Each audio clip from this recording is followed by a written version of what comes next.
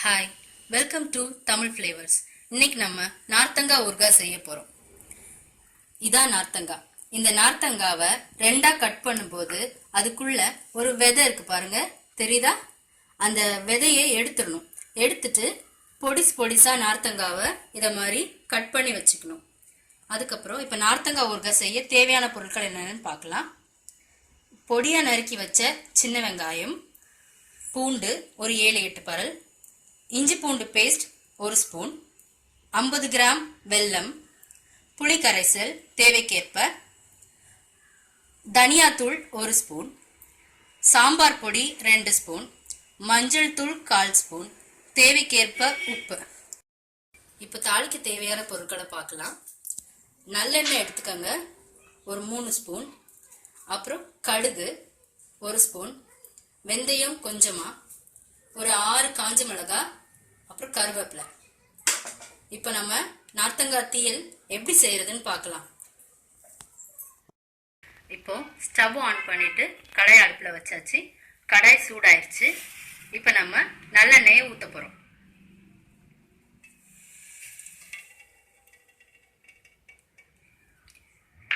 எண்ணெய் சூடாகட்டும். எண்ணெய் சூடானதும் அதுல காஞ்ச மிளகாயை போட போறோம்.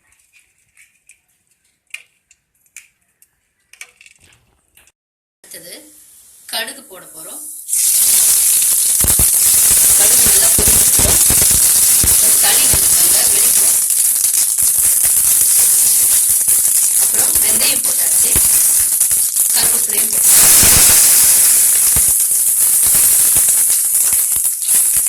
அப்புறம் இப்போ வெட்டி வச்சு சின்ன வெங்காயத்தை போட்டோம்.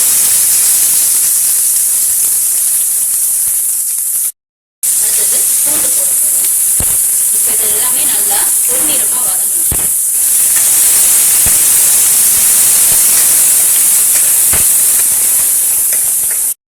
வெங்காயம் சீக்கிரமா வதங்கிறதுக்கு உப்பு சேர்த்துக்கோங்க, அப்போ உங்களுக்கு சீக்கிரமா வதங்கிடும்.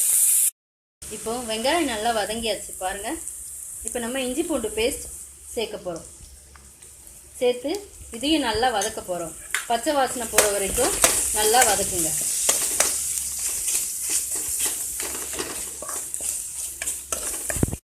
இப்போ இஞ்சி பூண்டு பேஸ்ட்ல உள்ள பச்சை வாசனை போயிடுச்சு.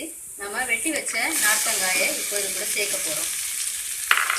ஒரு 4 நார்த்தங்காய் எடுத்துக்கலாம் நீங்க. இப்போ இதை நல்லா வதக்க போறோம்.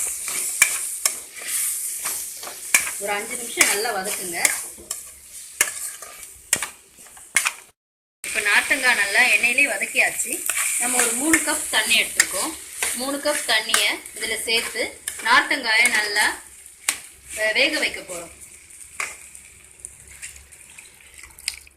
இப்போ தண்ணி சேர்த்தாச்சு. இந்த தண்ணி நல்லா கொதிச்சு தண்ணி பாதி அளவு வரணும். அப்போதான் நார்த்தங்காய் உங்களுக்கு நல்லா வெந்திருக்கும்.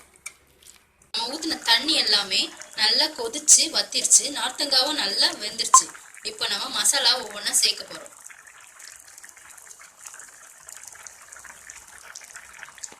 சாம்பார் பொடி போட்டாச்சு.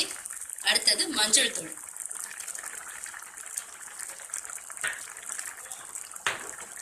அடுத்தது தனியாத்தூள் போட போறோம்.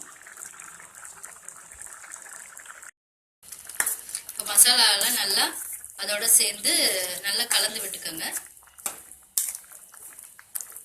மசாலா நல்லா கலந்துருச்சு.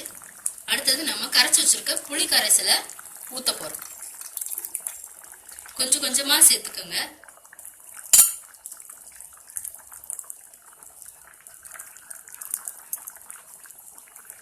புளிக்கரைசல் சேர்த்தாச்சு. புளிக்கரைசலும் சேர்த்தாச்சு. அதனால நம்ம எல்லாத்துக்கூடயும் சேர்த்து கிளறி விட்டுக்கணும். இப்போ புளிக்கரைசலும் கலந்துருச்சு. இப்போ வெல்லம் போட போறோம். வெல்லம் அப்படியே முழுசா போட்டாலும் ஒன்றும் பிரச்சனை இல்லை. அது வெல்லம் நல்லா அந்த சூட்லயே உருகிடும் உங்களுக்கு. நம்ம உப்பு போட போறோம். உங்க தேவைக்கேற்ப போட்டுக்கலாம், அளவுலாம் கிடையாது. அவங்கவுங்க டேஸ்ட்டுக்கு ஏத்தாப்புல உப்பு சேர்த்துக்கலாம். உப்பு சேர்த்து அதையும் சேர்த்து நல்லா கிளறி விட்டுக்கோங்க. இது இப்ப நல்லா கொதிக்கட்டும். கொதிச்சு வத்தி வரணும். வத்தினதுக்கு அப்புறம் பார்க்கலாம். இப்ப பாருங்க, நார்த்தங்காய் ஊறுகாய் நல்லா கொதிச்சு வத்தி வந்துருச்சு. இது இப்ப வத்தின உடனே ரெடி ஆயிடுச்சுன்னு அர்த்தம். இந்த நார்த்தங்காய் ஊறுகாயை வேற பாத்திரத்துல மாத்த வேண்டாம். இதை அப்படியே வச்சுட்டு 10 நாள் இது கெடாமல் இருக்கும். இது கெடாமல் இருக்கணும்னா டெய்லி காலையில் எடுத்து ஒரு 2 நிமிஷம் சூடு பண்ணி வச்சு யூஸ் பண்ணலாம். ஃப்ரிட்ஜில் வைக்க வேண்டிய அவசியம் கிடையாது. இந்த நார்த்தங்காய் ஊறுகாய் இப்போது ரெடி ஆயிடுச்சு. தேங்க்யூ ஃபார் வாட்சிங் தமிழ் ஃப்ளேவர்ஸ்.